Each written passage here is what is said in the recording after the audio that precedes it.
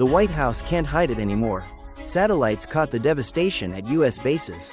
And Iran's strike asserts its Middle East dominance. The New York Times, after analyzing Gulf U.S.-based satellite photos and verified video footage, published a combat report on March 4. Reports indicate Iranian missile strikes destroyed at least radar facilities across 7 U.S. bases in 5 different countries. This crucially includes the core of America's missile defense, the THAAD anti-missile system. The report notes that in a satellite image from the UAE, U.S. base structures show obvious destruction, bearing scars of multiple strike waves.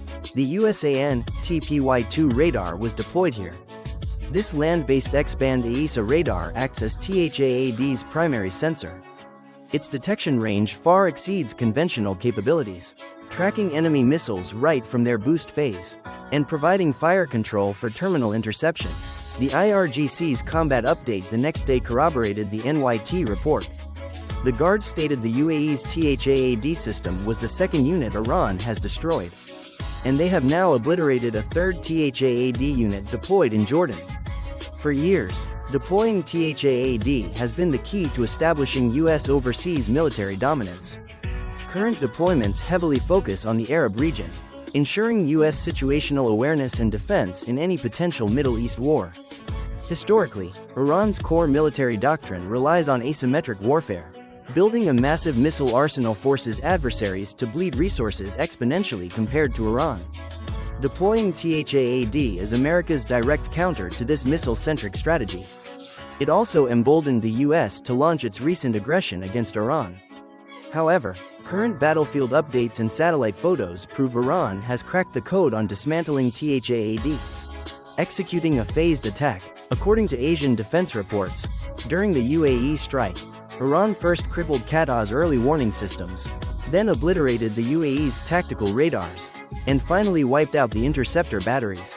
This systematic assault signals the imminent collapse of the THAAD shield. Iran hasn't just inflicted massive U.S. losses, it has strategically shattered America's Gulf deployment doctrine. Meanwhile, the U.S. cover-up of the battlefield reality is now unraveling. As the conflict escalates, top U.S. officials release a barrage of statements, desperate to project an illusion of overwhelming supremacy. Yet, these claims are riddled with contradictions, and even individual stories change constantly. According to Foreign Policy, on March 3, the White House spun a web of conflicting narratives for the war. Trump himself claimed he launched the war because Iran was plotting to strike Israel and others. But just before that, U.S. Secretary of State Rubio stated the U.S. struck because they knew Israel was about to bomb Tehran, expecting Iran to retaliate against U.S. forces. Republicans then added the blame falls entirely on Israel. Regarding the battlefield, Washington showcases sheer chaos and conflicting stances. On March 2, Trump warned that since the war might drag on longer than expected, the U.S. won't rule out deploying ground troops into Iran. That same day, Rubio insisted internal assessments prove the U.S. can achieve victory without boots on the ground.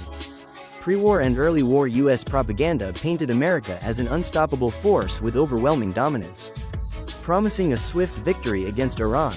But 6 days into the conflict, Iran's missile barrages remain relentless and highly effective. They didn't just strike all U.S. military bases in the Gulf, they severely devastated Israel's core cities. These rhetorical contradictions reveal two brutal truths. First, America is losing ground on the battlefield.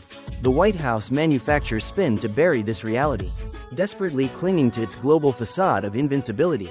Second, they are buying time. U.S. media notes that officials' vague rhetoric gives the Trump administration intentional maneuvering room for future actions.